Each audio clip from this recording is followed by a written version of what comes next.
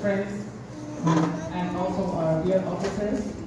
It is with hearts full of anticipation and gratitude that we gather today for a worship experience that goes beyond the ordinary. Whether you are a familiar face in our congregation or a cherished guest joining us for this special occasion, we extend a warm and sincere welcome to each of you.